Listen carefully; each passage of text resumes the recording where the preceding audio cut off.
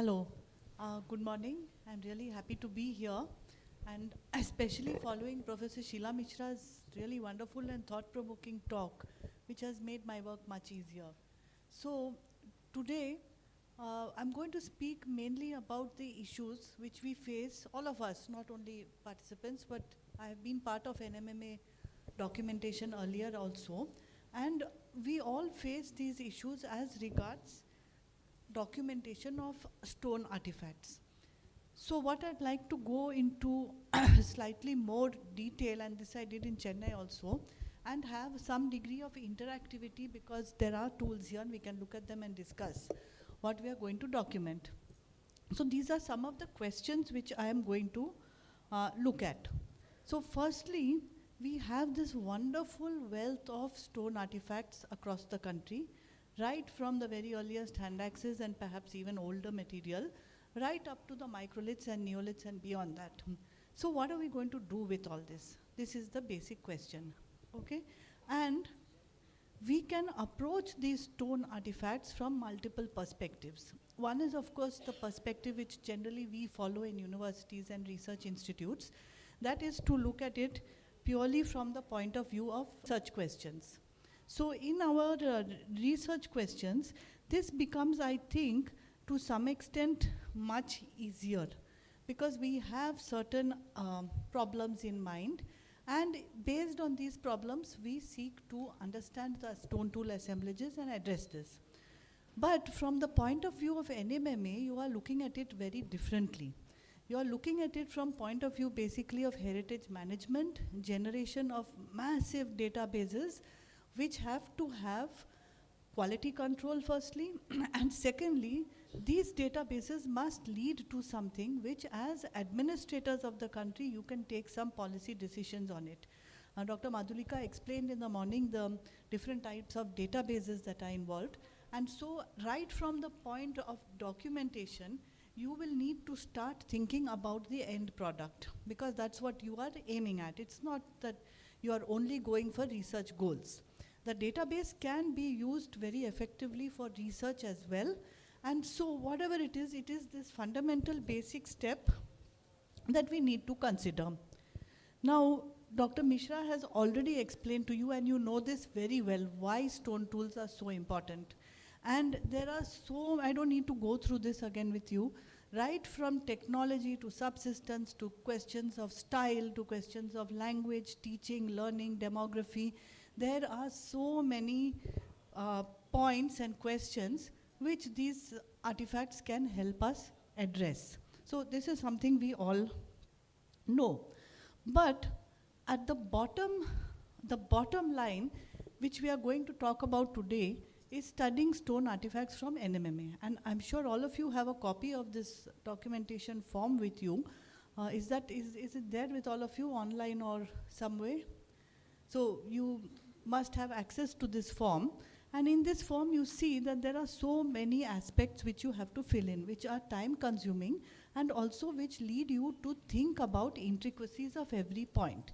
So whether it is a simple point such as provenance, or whether you have the material or the measurements or the description, the photograph of course, how do you take a photo, and so many other aspects describing this particular artifact. Here I've just blown it up, and this is from what we did for NMMA purposes, right to the physical condition of the artifact and making meaning of it. All right?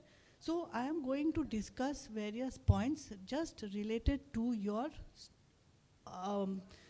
ensuring a better and higher quality of describing and entering this particular form. Okay? So the first question is, obviously, you need to identify what is an artifact and what is not. And for this audience, I really don't need to go into that question at all. Although I have seen forms where a number of artifacts made on quartz are called artifacts, but actually they were natural quartz shatter. So these problems also do come, we do come across these issues. So even though it's very obvious to us that this is an artifact and it's definitely not a natural cobble, but at some times, when we get pieces on quartz, or some other types of raw material which also shatter naturally. There are many thermoclastic flakes which have been called flakes. There are natural cobbles which have some thermal fractures in a particular manner and which are being wrongly classified as cores. So even though all of us here realize this, sometimes we need to look twice at the data which we are collecting or documenting. The second important thing is what to choose. Now this is a very big question. For an archaeologist involved in research, every single piece is crucial, including very cores or waste products or the chips or fragments less than 2 millimeters. For me, these are very more important sometimes than the hand axes. Although there has been a lot of bias in looking at the final product in such as hand axes in collections, especially surface collections. So you'll see museums are full of these hand axes and cleavers, and you'll probably have nothing related to the cores or debitage which is collected. This is a bias of the archaeologist. Now for NMMA, the definition of what is needed to be collected and documented becomes very important, and this is a conceptual decision at the highest level. Once they have decided and told us, okay, because you have, as Madhulika explained, you have a vast amount of things to document. You don't have that much funding, you don't have that much time. So among what we call artifacts, we have to select certain so-called types and then proceed with that. So in the assemblage which I get, I will probably not look at the waste products or the cores for NMMA, even though these are really important for other questions, but I will provide data on the bifaces or the scrapers or something else of that nature. But whatever it is, at present this is the mindset of NMMA, which is fair enough. But when NMMA moves to the next stage of maybe development, probably they can rethink what are the artifacts they wish to document and then go on adding to it slowly, so that at the end of maybe 50 years down the line, you will have a more comprehensive databases of everything in the Indian record. This is of course very far-fetched. The second is which attributes to select. So you have this hand axe here, and there are multiple variables, multiple attributes on any artifact which you need to think about. Now, for the purpose of this form, certain features have been demarcated, which are very important as identification marks, and also to give a very general overview of what characterizes this particular tool. For example, when we are studying this hand axe, we'll probably take 50 or 60 variables or attributes. But that's not required for you right now. So which attributes are important? At present, this is designated on the form in terms of measurements or physical state, whether it's broken or the physical condition. But you can again, at a later stage, build on this database. And in fact, your database can eventually, if it is online, have several levels. We discussed this in the Chennai workshop. So maybe in the first stage, you start with clicking on a particular column field, that is say stone artifact, and then that field takes you to specific aspects of stone artifacts which you will go on adding to, and which someone who is documenting a coin may not even bother to look at.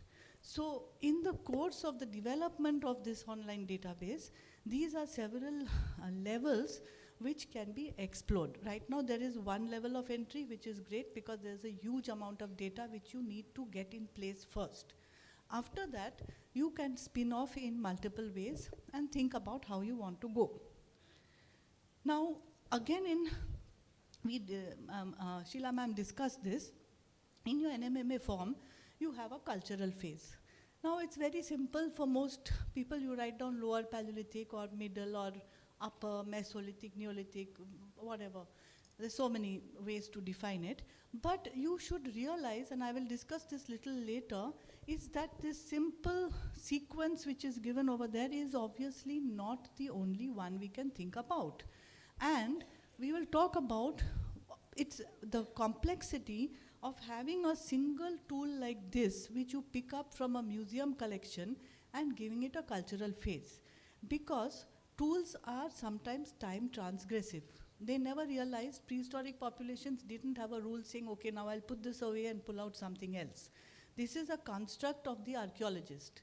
And therefore, assigning cultural phase is somewhat simple column, but it has huge implications and we can go very wrong in this, which we have. So we'll talk about this a little.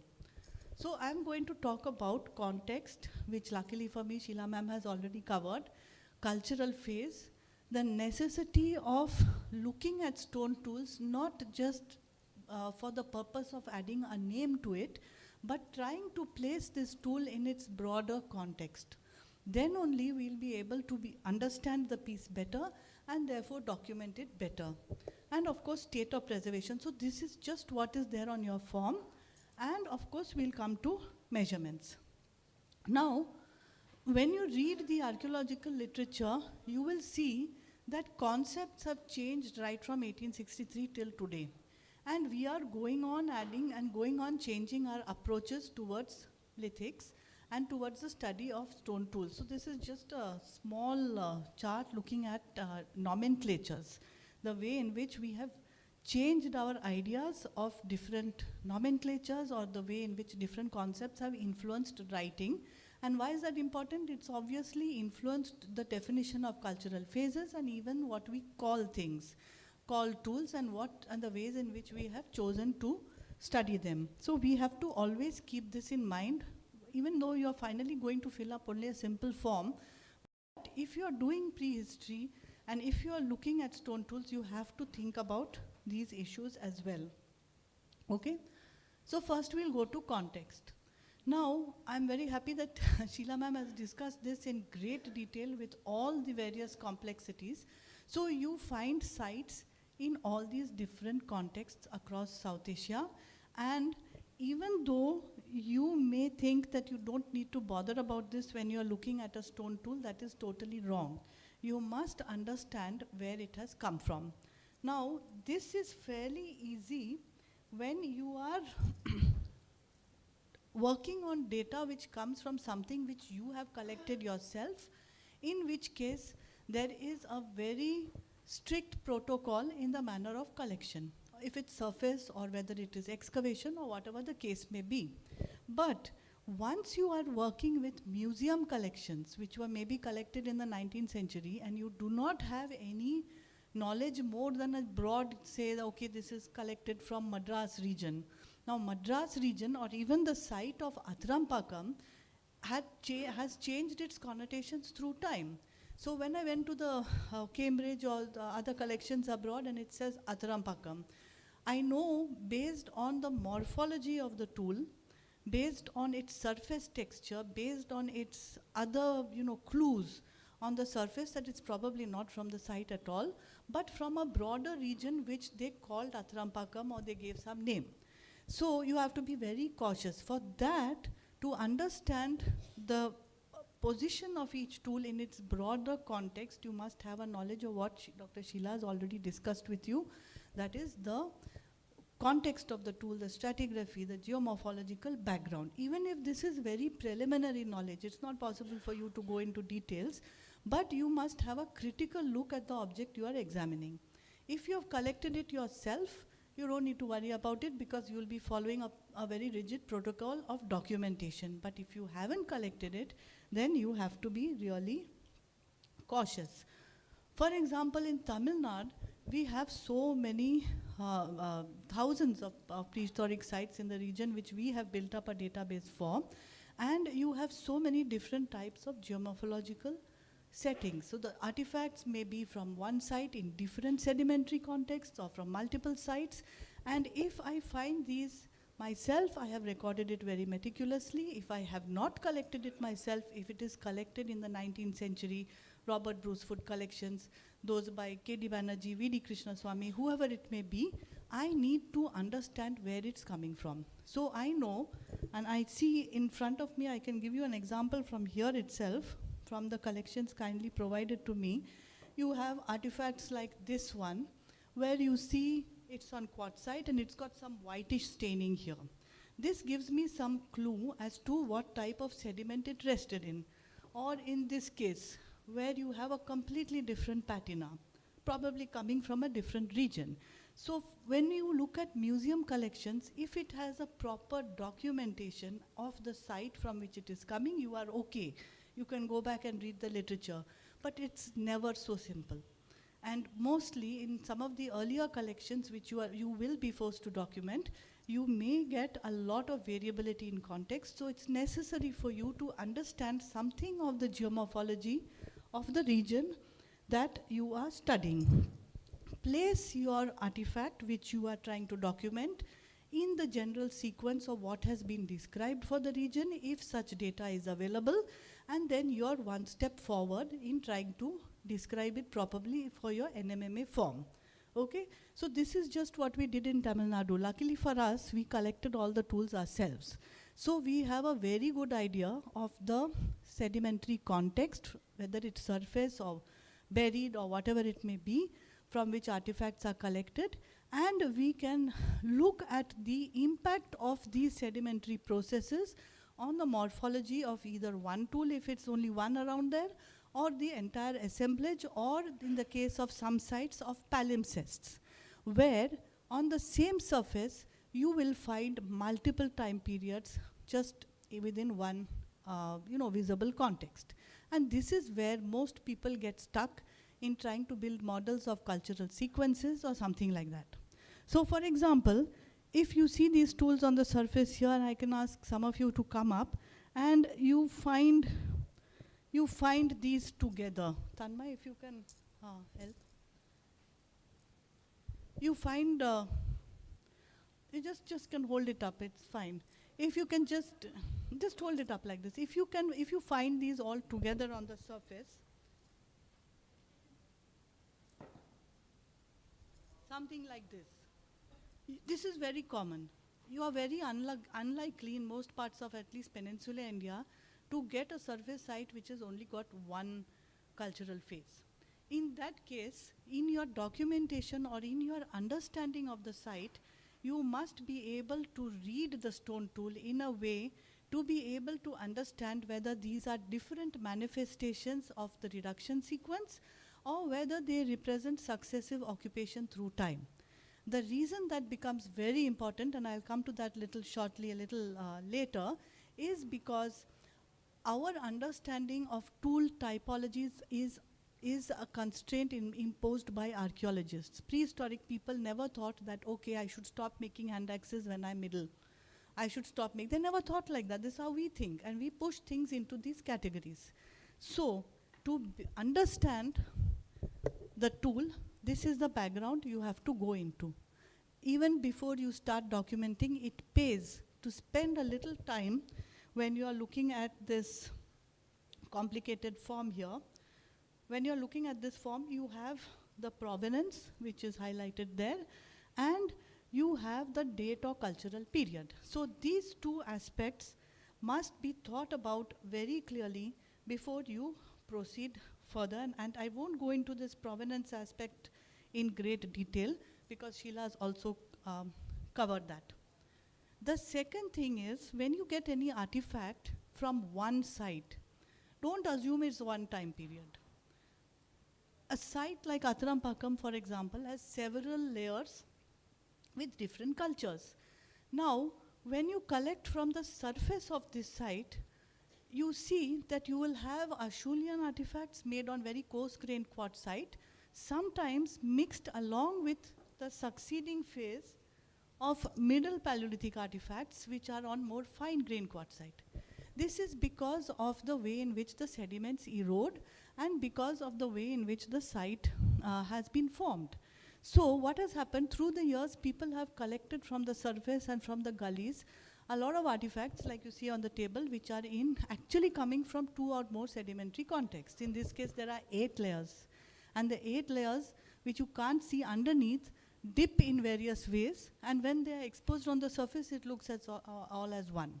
So when you are collecting from surface sites or working on collections from older sites, you must consider the variable contexts of artifacts which can come from one site. It's so self-evident, but there's no rocket science about doing this, but it's fooled me in the past when I go to sites and look at the surface without understanding what is hidden below. And this is fairly common. And this can be also when you come across sites in volcanic ash beds or when you come across cave sites, which, like ma'am just now said, must not be assumed to be pristine.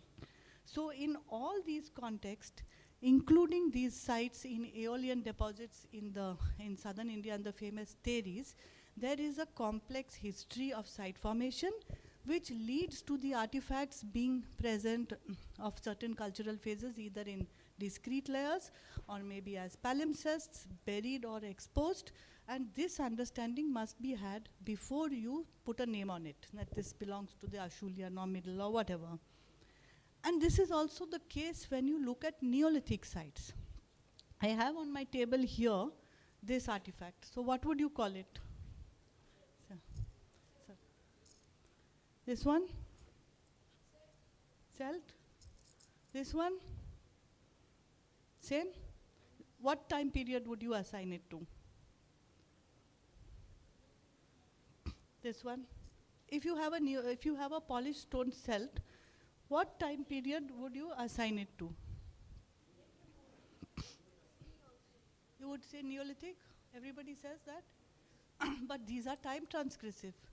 They occurred right from early sites through time. And if you have something like this, now I just saw this here, what is this? Sure? Are you sure it's a hand axe? Are you sure? 100%. Because of the shape you're saying it's a hand axe. But it's probably not. This might be one of the preforms, like you see in the left side of the picture, in the manufacture of some of these polished stone celts. So the initial stages start off with this on some rock like dolerite and then go forward. So when you are analyzing artifacts, this entire background must be kept in mind, that tools, one, occur in different contexts. When you are collecting them, you have to be absolutely sure of that. And secondly, they are time transgressive. Okay? So either in the form of surface scatters, when you are documenting, the process of documentation has to be meticulous. Every single thing, like Sheila ma'am said, has to be recorded. And the geo-coordinates of the piece and its relationship with other artifacts on the surface, as also with other types of sediments, must be very clear. So here you can see we are even, apart from traditional documentation, test pits, satellite data, we are even using ground penetrating radar. Why? Ground penetrating radar, why at a Paleolithic site? It helps me pick up the beds which are lying underneath in a non-destructive manner, and therefore I can get a better idea of how the surface is behaving as it will, in addition to what is underneath. So there are multiple ways by which you can look at surface collections. And of course you all know that the context of the artifact collected from excavated sites, if you're excavating yourself, must be meticulously done. So this is a new site which we are digging, and here you can see again there are multiple layers, and there are certain layers which occur at the boundary, contact horizon between something upper and something below. So by knowing the context from which each artifact comes from, I will be able to describe it for your NMMA. Of course, my research is a different issue, but from your NMMA in a far more valid and far more meaningful manner. And plus, by this very, very detailed documentation, here we have used photogrammetry, we have used laser theodolites to get the precise position of each and every artifact. I can understand its relationship to the others in a better way. For example, if I just have this simple flake, and for me it's meaningless if I don't know what it is with. So the context of the association of various finds becomes really important, and I can even track the way in which the spatial density per unit area or the association of different types of artifacts changes through time. So this becomes very important when I just have to put down one word on your NMMA form. But to put down one word will actually, it takes us quite a lot of work to decide that one word. And this is quality control for your database. Because if you are handing in a database which is very nicely done and very quick, But at the output level, when it comes to the higher levels of Dr. Madhulika and the entire database, there are issues, then the whole database gets compromised. So it's worth taking a little time to understand these very, very simple basic facts before you proceed further. Okay? So the association. I can get a hand axe with other hand axes, in which case it makes some other meaning. I can get very tiny diminutive hand axes with Levallois codes or with something else, in which case it has a different meaning. And these meaning influences my interpretation of cultural contexts or cultural phases or whatever it may be. So don't ever look at an artifact by itself. Never. This is the fundamental problem we all tend to make. But the artifact must be looked at in terms of its family. The family can be other artifacts, it can be the sediments, faunal remains, whatever it is. This is the way we look at things. Okay? Now, cultural phase. This is a huge problem in India, and this is something which we need to think about very, very seriously as a whole community. This is a traditional diagram where you have the Acheulean for sure, middle, and now you come to late Paleolithic. Now you will say, why late? Some people use the word upper and then Mesolithic for the Holocene. Some use the term microlithic cultures. We have no consensus. So finally, when you're filling in the database, and my entire talk is only for your NMMA, it's not for research. Research, we can debate this in 1,000 articles. It really doesn't matter. For you, what are you going to write? So here, I'm not giving you any suggestions here. But this is something which all of us need to have a conference and need to standardize something for India. I don't like the word standardization because that kills a lot of creativity. It kills personal views. But for purpose of database creation, you have to have something. So either you call it, say, microlithic of the late Pleistocene and Holocene, but if you don't have a date, you are in trouble. For example, here, I have some beautiful microliths Avik has given. So Avik knows the context of these, but supposing I were to find this without any other reference point, where can I place it culturally? What would you do? If you found this tiny microblade core, yes, in museums. I'm talking about the practical realities of picking up museum collection or some departmental collection and then trying to document. Where will you place it in terms of cultural phase? So at the most, you can write microblade code and maybe give 2-3 options. If you don't, so that doesn't mean that when the final database is being searched and you write Mesolithic, somebody types in a query Mesolithic, this will come up, when probably it isn't. Probably older. So that flexibility in database creation must be thought about, especially when you are revamping your online website, and must be given an option that this is a microblade core, but I don't know where I'm going to place this as per your column. So this is something which I have no answer for. It's just a point which you must think about. Plus variability across India. So what's happening in Northeast is certainly not what's happening in Tamil Nadu. And supposing you are getting these fossil wood sites, which you are getting in parts of Northeast India, or you are getting artifacts which may look like this, or they're not really representative here, or you get these pieces which are actually roughouts for manufacture of celts, which look like hand axes. I've seen the collections from Arunachal Pradesh. If they were in Tamil Nadu, I would have called them a hand axe. But because I know the context, I know that they belong to some very different cultural phase. So you have to factor in this variability. It's very easy for us to do that individually, but for a national database, this is mind-boggling. It's extremely difficult. You have to control for all this regional variability in the lithic assemblages across. Of course, you have this association with hominins, but I don't think we need to worry about that too much, because luckily for us, we don't have many fossils. I'll say luckily because we tend to think too much about fossils and less about the tools, which are equally important.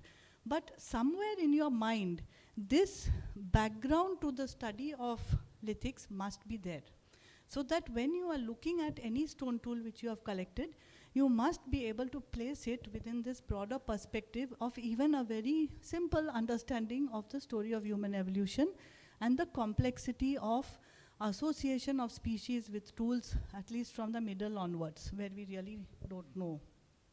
Okay? So now, let's take a break, and some of you can come up and assign a cultural phase to these artifacts. Come on.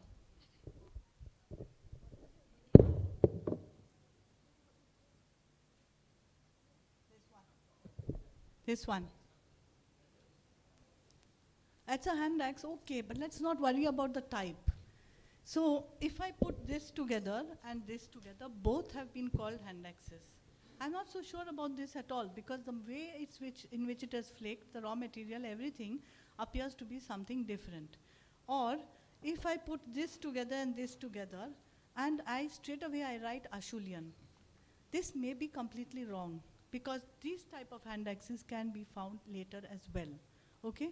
So when you are assigning a cultural phase, you have to be very, very cautious. Similarly, if you have a piece like this, what would you call it? Blade? Straightforward? But many of these elongated laminar flakes do occur as part of biface thinning. So if you have an assemblage with a lot of hand axes around and you get a lot of pieces like this, you should not say that perhaps there are two cultural phases at this site. You have to be very cautious, and you have to look at the technological aspects of why this is where it is. Okay? So this is something which, as I said before, this is one view which we are all taught in textbooks, need not necessarily be the correct view, and there must be some urgent debate on these terminologies. To make matters worse, this terminology has also come into Indian literature, which actually was drawn up for some completely different scheme, and it had an implication technologically. Unfortunately, it is used now in terms of a chronological or cultural phase-wise thing, but you will find this also in some literature, and therefore it really makes the situation far more complex. In your database creation, which is the key for NMMA, you therefore land up now with a large number of sites, and you land up with a large number of cultural phases, which you have now roughly identified. Whatever the problems, forget that. And now you have to move on to bigger questions. Now, if I find something like this, what do you call it?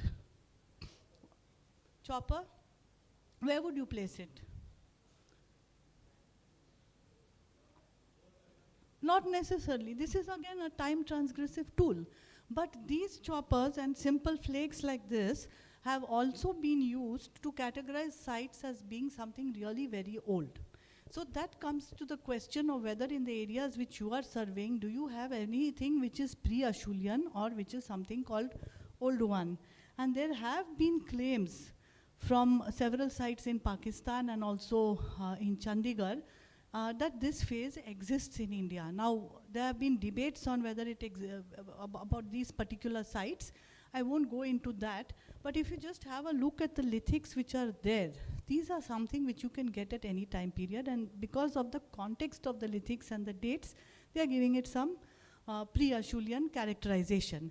Not that I'm saying that there is nothing before Acheulean in India. I'm not saying that at all. There probably very much is. But I'm just saying that in your surveys, when you come across single artifacts, which may be very simple flakes or choppers, and why I'm raising this point, because I've seen forms in which people have written this. And I've seen articles where people have characterized a pre-Acheulean based on a presence of a few flakes and choppers, which is something which you must be cautious about. Now, you have no doubt that there is an Acheulean, and these are the Acheulean worlds across from Europe to now even Korea maybe, and of course Indonesia. And you have no doubt about various aspects of these bifaces and the fact that you have numerous Acheulean sites. These are a few of the excavated, dated sites only. I've put there are thousands more across the country. So, okay. And then you have the whole issue related to the Middle Paleolithic, where there is a completely different technological strategy used, and of course different artifact types, which signify another major change in behavior and modes of adaptation, with gradual transitions, which that's what at least I believe, in which you have a gradual change from something which is based on very large cutting tools and these large hand axes to adoption of different modes of technology. Mind you, there is no sharp line saying that now I've stopped being Acheulean and now I'm middle. Nothing like that. There is a gradual thing. And at some sites like Athirampakam, layer 5 in particular, and I'm sure there are many across India, you have this process in which you have a lot of elements of the older stuff and some elements of something new coming up, which in fact K.D. Banerjee mentioned way back in time. That's an aside. But when you are looking at tools in context, you must keep this in mind. Okay, sometimes the answer you have to fill in the sheet is not very simple. And then, of course, you have this transition to microliths and the late Paleolithic, which Sheila ma'am has spoken about already. So this is the data which you have, culminating in these polished stone artifacts, which have their own very complex history and trajectory of manufacture. And in the early stages of production of some of these polished stone cells, you will get another number of artifacts which you can mistake as being lower Paleolithic. Recently, we worked on site complexes in Tamil Nadu, which were called lower Paleolithic for a very long time. But when we went there, we noted that not only is the sediment different, the raw material is also different, and the way of manufacture in the initial stages differ from the way in which hand axes are actually flaked. So even though we don't look at the final polished stone stone tool, we get the manufacturing debris, we are able to identify a very correct cultural phase, or at least a technological phase, looking at the modes of manufacture of these artifacts. So that leads us to technology. From the field, now you are going to the lab, and you have a problem, new types of problems which now arise. Okay? So you are all aware of all these terms here, so I won't go into all that. But the first issue, as I said earlier, spotting the artifacts. So which ones would you call artifacts here? And which ones would you not call an artifact? What about this? I don't know whether this mark. This one, the first one. This one. Would you document that for NMMA? Would you call it an artifact or not? Not. Why?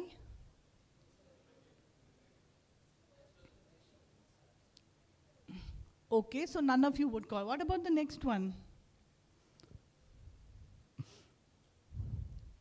Yes or no? That's all. No. Is it an artifact or not? Yes. Right? Yes or no? No. Okay. What about this? Just because I've got the scale there. Okay. What about these? Yes or no? Yes. And this? Yes or no? No. Okay. This, you have a whole cluster here in that last image on top. Here. Yes or no? Come on. So the answer is all are artifacts. Everything. Right from the first one, which is a hammerstone, to the core, to that cluster of hammerstone and flakes, to the biface over there, the waste products, and that small waste flake. All are artifacts. But in NMMA, now you are being asked to make a choice. And that is the most, in my mind, the most difficult choice to make. And it depends again on the thinking of the database managers as to what they want and what they don't want. So even though I get all this from my sites, I choose only the biface. Personally, I feel the codes should also be added, but that might become too much. Okay? So when you are looking at an artifact which you have to characterize, the next thing is the raw material. So what raw material would you call this? Anyone can come up here, and actually there's quite a diversity of raw materials on this table. You have from the quartzites, you have dolerite, you have some siliceous material, and you have quartz. So when you are looking at the tool, it's not only not good enough to only say this is on quartzite or quartzitic sandstone or whatever. You have to think of the blank from which this was derived. Was it made on a slab? Was it made on a cobble? Was it made on a flake? Was it made on a just some boulder knocked off from a boulder? What is it made on? Or just some other debris? So this is the second thing which you have to look at, and the clues to that come from the cortex covering the artifact. So when you look at the artifact, you can look at the areas which have the original cortical covering, and you can look for other clues as to whether it has a bulb or whether other attributes of flakes, and make some rough decision as to what it is made on. Why am I saying what it's made on is important? Is because that leads you to the next stage of being able to describe your artifact. So you have to identify certain clues on the tool which will give you a hint, not only as to what it, where it falls, but also on the important question of how you are going to measure it. So NMMA has a classification on measuring, a form where you have to measure it. So unless you know where the bulb or the striking platform are, as in this case I'm holding in my hand, this way, you will probably, some people take the measurement this way, some people take measurement this way, or whatever the case may be, which lands the database in a big mess. So that is why at the first stage, after you identify your rocks and raw material, you must identify what they are on and look at the basic form. Similarly, you look for various other signatures. In the case of cores, you are not really concerned. But in the case of hand axes, you may look at the flake scars for some diagnostic marks, which you have another column for. So you need to read the artifact in a far better way. To do so, you need to understand the life cycle or the reduction sequence. So I have with me this in my hand. But this is only the last stage, the last part. It's like your dead body after you are died and then you are not fully buried. But before that, you have a birth, you have a growing curve, and then you enter the archaeological record. This is when it enters the archaeological record. To understand this, I have to go back to where it starts from. And to some extent, I have to understand the technology by which this particular artifact was made, and then only can I proceed to do other fancy things, fancy statistics with the data, whatever the case may be. Or also look at the lithic artifacts, small tools, and do various things. So first, raw material, which we have in India a whole lot. If you can't identify the raw material, say you have something which is very, very patinated, and you just can't make out. This to me looks like some form of dolerite, but supposing I can't, it's really in a bad condition. In that case, it's always safer to say unclear, rather than put some raw material which you feel it may be. Otherwise, the database goes wrong, and somebody searching for, say, quartzite artifacts will get hundreds of counts more than what is really there. So I would be very cautious. If I can't identify, leave it. Or ask someone. If they can't, leave it. Okay? If you know the site context, like Sheila ma'am spoke about, you must know where these raw materials are sourced from. Why? That will help you in trying to understand this one tool which you're trying to decode. So if I know this is on a cobble, it's on a quartzite cobble, and if I know the context of the site, say this is found from, I think, where was this found from?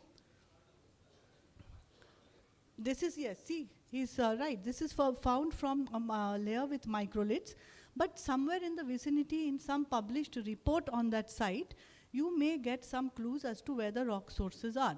So this gives you another clue for decoding this particular artifact in your form.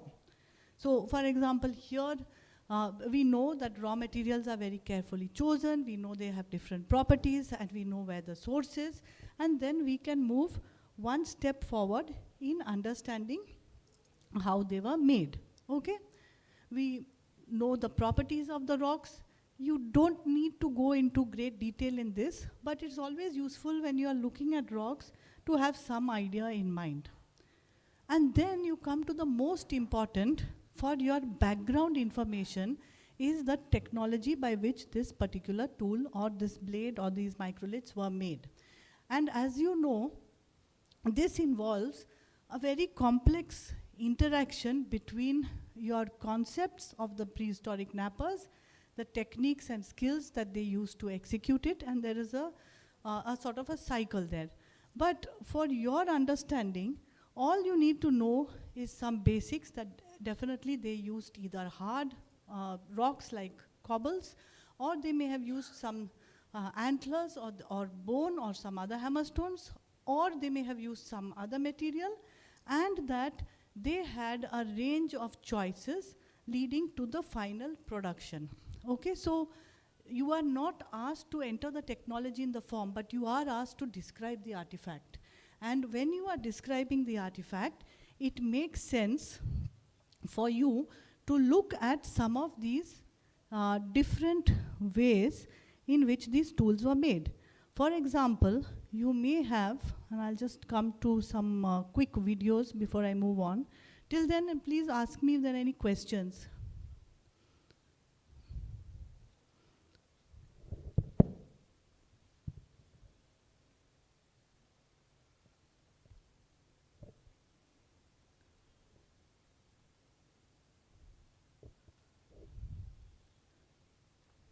I don't know why this is not playing. Just hold on 1 minute.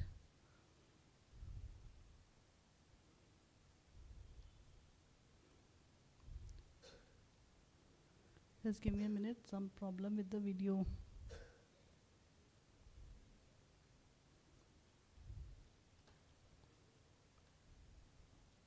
Yeah. Okay. So if you have, and if you get in your collection something that is very unusual and which may have 2 points of percussion on the flake that you're studying, whether it's retouched or not, then you should be able to identify some use of possibly these bipolar techniques. These are very common not only at older sites but also continuing right up to the microlithic phase. So this is something which you should know about, and you should have an understanding as to how the piece which you are now documenting has been manufactured. So in this case, you have 2 points of percussion, very, very different from the traditional flakes which you may have come across, and these pieces were later retouched and made into a number of tools. Okay, so this is one aspect of technology. The other is very, very simple, the slicing of these napping of these large cobbles in successive ways, and the subsequent large flake which was obtained is very, very perfect for making tools like hand axes or even with more sophisticated technology, cleavers or something else. So when you are looking at this particular hand axe, for example, in particular, let me see, I have on the table in front of me, this one. This is made on a characteristic large flake which came from that, and subsequently bifacially flaked. So this is also something which you'll need to write down, whether it's on a large flake or whether it's on a cobble or whatever. These are the distinguishing marks which is there on your NMMA form.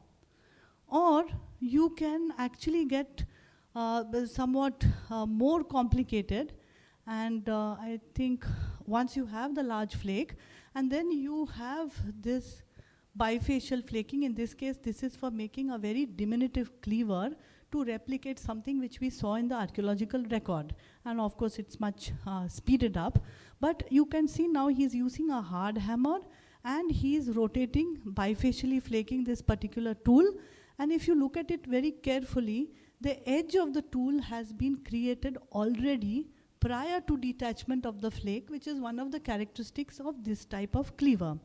So you may come across something like that as well. Okay? Then your life can get even more complicated, And this video is available online, so I'll just go through one or two places uh, in this, which show you, okay, it just shows you different techniques. So we have seen this technique. Then you know obviously about bifacial flaking, in which the flakes which are coming out are sometimes also picked up and retouched into small tools. So in that case, when you get one of these small flakes, and I don't see any here on the table, but you do get at sites, they are often used differently. And then somewhat later in time, you get these more sophisticated technologies of predetermined flakes. So your job is to be able to look at the flake and identify whether it came from this complicated Levallois technology or whether it's arising from somewhere else. Now, I realize this is sometimes not possible for your NMMA documentation. Your level of identification will be simply, okay, this is just a flake, but if you wish, you can turn the flake around, look at the scar patterns on the other side, discuss with others, and add one more level to your data entry. This is not something which I will encourage right now, but just something to keep in mind. And of course, with blades, you have a whole lot of other techniques which involve not only indirect percussion, but which also may involve some aspects of pressure flaking. So now you have seen just banging and percussion, but also realize that in some of these very microblade codes, for example, there are different ways of detachment which can arise with pressure. And in some cases, the rock is also heat treated. And you can look for these diagnostic marks on the pieces that you are studying. Is the color changed? Is it become more, say, reddish tinges? Is it more shiny in some ways? Which can help you identify, especially for the late microlithic sites, whether this other method has also been used. And of course, you have your classic indirect percussion. I'll just come here, back again. So, yes, you come here to the use of both soft and hard hammer, each of which will leave their signatures on the rock, on the piece you are studying. Again, I am saying, for this NMMA database, you don't need to write on that. You are not an expert on prehistory. It's difficult to identify, leave it. But somewhere at the back of your mind, I'm raising all these points just as a sort of background reference. It's not that you have to do everything, okay? So you have this. And you also have diverse methods of blade manufacture which need to be considered. Now you have this general idea of the context of the site, the geomorphology, the cultural phase issues you are going to face, the technology, and now you come to typology, and this is a nuisance. Personally, just like Dr. Sheila Mishra said, in our lab, we don't just pick up a tool and give it a name. It's easy. This is a hand axe chopper, no. But I can also argue, why do I call this a chopper? Just because it has an edge? But it's also a core. It's also, I can see here the percussion marks, and I can also look at it this way and call it a core. And many of the Oldowan sites globally have pieces like this which they call cores. They do not call it a chopper. We are assuming that this is a working edge. That is our assumption. So when we are classifying typologically tools, firstly is very simple, artifact or not. The second level is where we look at the artifact in the context of its broader reduction sequence. And at the third level, only then we have to give it some name, but sometimes we don't. Sometimes, if I got a flake like this and if there's retouched, I can call it a convex scraper, concave scraper based on the shape of the working edge. But many of our typologies are borrowed from that devised in France in the 1960s. And they are totally irrelevant for India. The number of terms we use, sometimes it's fine, it's retouched, it's got a convex shape. I can call it a convex sided scraper because of the shape, but I don't need to, I can just call it retouched flake. If the retouch is more invasive, sometimes we call it a denticulate. Why? That pattern may arise intentionally or sometimes comes from use. So we have to be very cautious in giving some terminology which we have borrowed from a book written in the 1960s and which is devised from Europe. It has no relevance to India. The African systems are more valid, so it's sometimes we try to think of it in those terms, but finally in this differing ways of understanding the tool is not something simple. This is not going to be pleasant to hear because I have struggled with this in filling your NMMA forms. Sometimes in the Chennai circle, somebody brought a tool which was exactly a hand axe, no problem. Someone brought a tool which was a cleaver, I don't have that here, no problem. But you have hand axes in which people who were definitely not archaeologists and therefore didn't bother about our problems, detached a flake from the apex, making it look like a cleaver. These are tranche-ended hand axes. Some people call them cleavers, some people call them hand axes, some people call them hand axes with cleaver-like edge, and that student had a terrible time in defining it. And that's a genuine worry, it's a genuine concern. Now looking at the tool, I know what has happened because I look at the tool technologically, not typologically. But this is something for which I have no solution right now unless you have more meetings in India to decide what we are calling things. We have to call it something, otherwise we are all speaking on different pages. But it's not something that you can push into a category, and there's no need to do that. And if you do not know what it is, better to write unclear rather than write some wrong categorization. Okay? So this one. Now, it's okay if it's unclear that the second level of NMMA can refine. Now look at these pieces. These pieces are actually waste flakes coming during manufacture of a hand axe. And what they did at Rathirampakam, because there was no raw material available locally, they picked up these waste flakes, retouched it, and made it into tools. So it's not a formal convex scraper in the French system. But I have to call it something, so I call it retouched flake with convex working edge, concave. The working edge is incidental. The working edge depends on the shape of the flake, not on what went on in the mind of the fellow found a flake with a round edge, he just retouched it and used it. We are calling it convex. Should we call it convex? Should we call it round? We spend hours discussing this nonsense. But it's actually much simpler, okay? Then you come to the last bit in reading the anatomy of a flake, because most of your tools are maybe on flakes and you have to give some measurements. So why this is important is it determines how you are going to measure. Okay. So how will I measure this? Anyone wants to come and show? You have a column in which you have length, breadth, thickness, weight. Of this, weight is the easiest. That's it. Finished. Put it on weighing scale, you will get it. How will I measure this? How would you measure it? Anyone?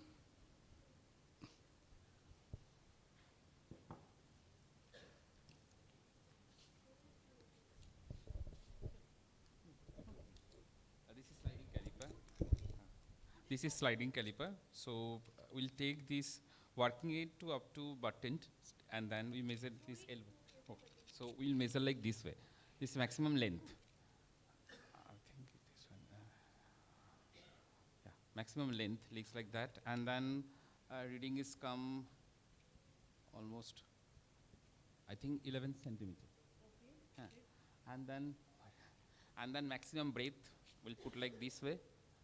In between, and this is L1, and this is 6.7 like that. And then thickness. So what he's saying is fine. You don't have much time. Now when I'm measuring in my lab, I probably will take a lot more time in measuring the actual artifact. But for you, it's fine, what he has said. Now that is great for hand axes, where you know that there is a tip and there's a butt. What happens in the case of a flake? Yes, please come. Now in the case of flake, I have seen measurements which are this way, that way, anyway. The longest axis of the tool is often measured, but that's not correct. When you are measuring pieces where you have a flake, like this one, yeah, it has a definite bulb. End flake. Yes. And if there is a side flake, I don't think there is a side flake here. it's not like that. So if this is end flake, then it's easier. Yes. Because it's striking platform and positive bulb of percussion. And then we'll put like this way, and this is very easy to measure. But if that is side flake, Yes. side stuck flake, everything I learned from madam. Anyway, so if there is a side stuck flake, then its measurement is like that, because there is a striking platform and here is the positive bulb of percussion, and that is maximum length. And maybe this one is not the maximum, it's like that. This, if I put this may be maximum length. So what problem will they face in the database? They may get some wrong measurements. So you have to have some training in identifying and standardizing the way in which you're taking a measurement. Generally, we take measurements along the technological axis of the artifact, that is from the striking platform down. Now, if you can't identify the striking platform or do anything, please note that. Note that the measurement you have taken is the maximum length.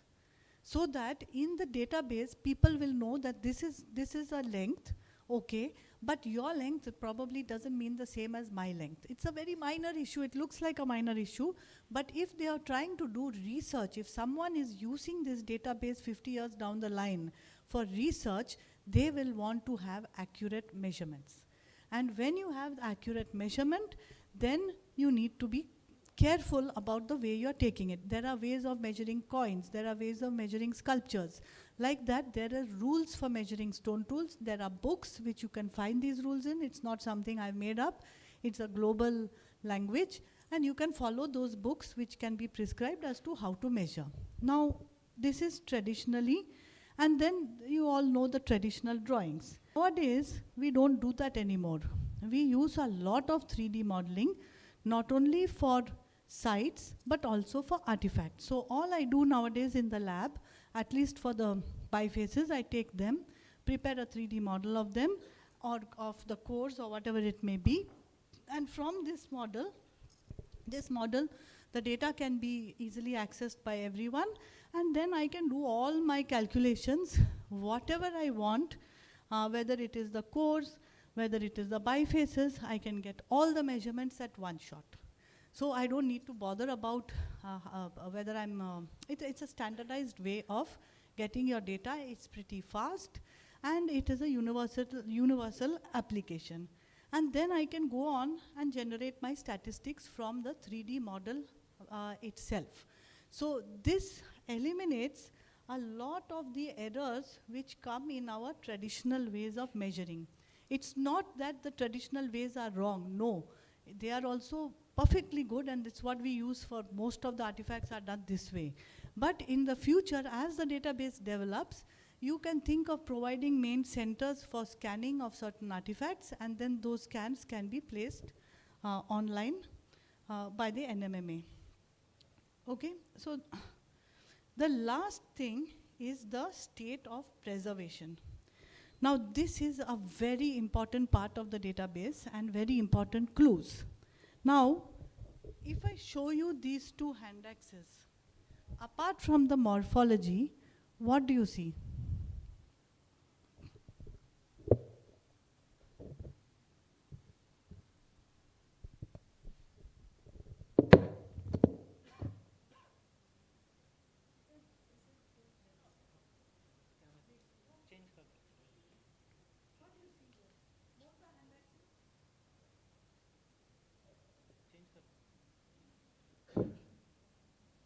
So both are hand axes, but they are manufactured firstly very differently. They are manufactured differently, and the surface texture of these two artifacts tells you a completely different story. In this case, the tip is broken, and it is heavily abraded and patinated. So the story of what this fellow has gone through is completely different from this one, which although it has all sorts of patina, it has other marks on it, has remarkably fresh edges. So these are the next thing that you look at. You look at the surface of the tool. It tells the story of the sediment in which it was lying. it tells the story of its use, and it tells the story of ways in which it was discarded. Okay? So you will record it in terms of maybe degrees of abrasion or freshness.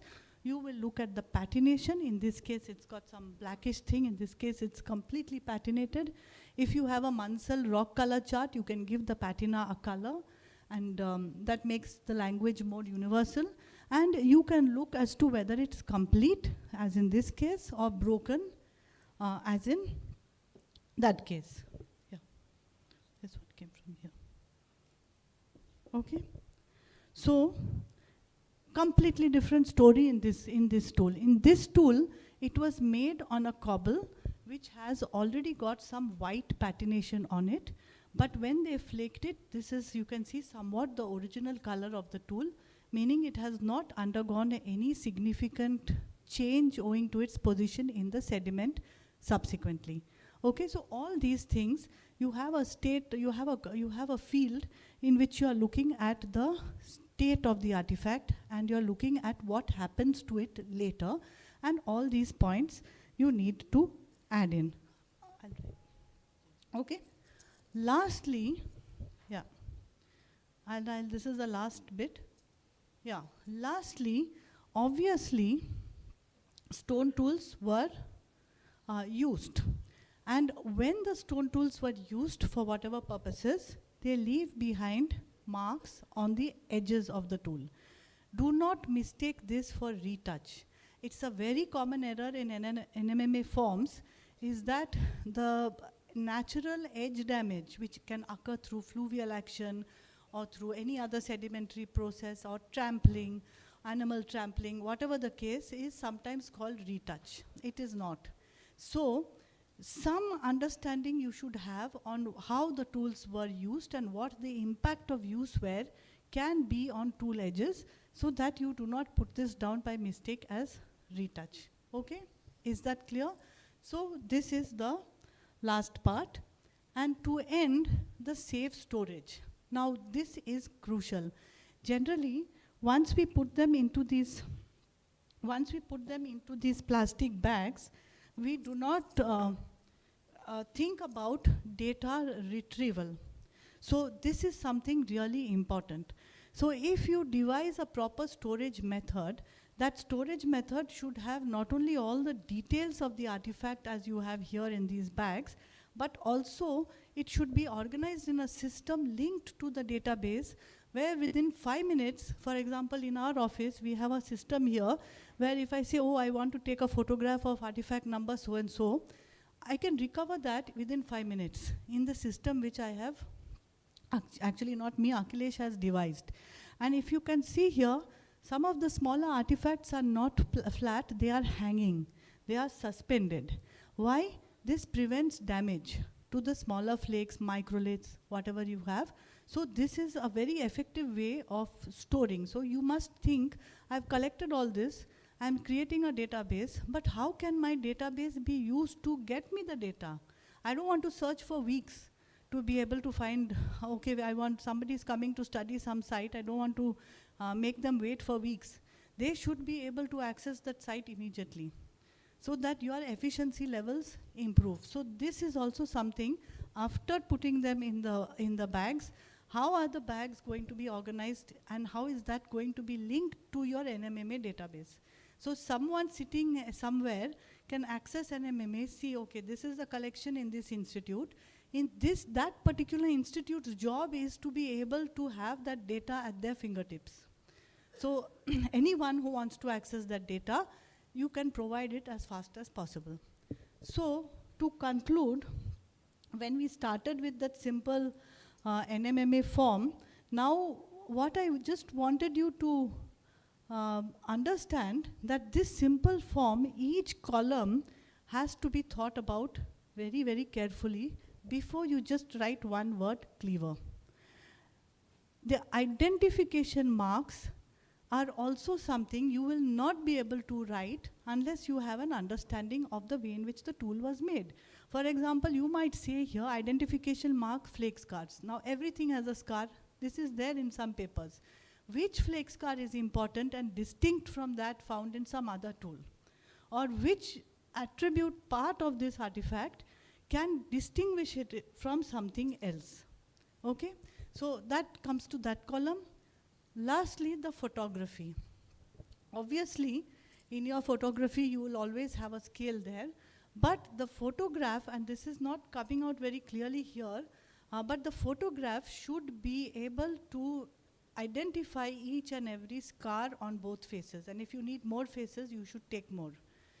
To be able to give a total perspective so that the person reviewing the form will be able to look at the photograph and give a judgment as to whether you are correct or not.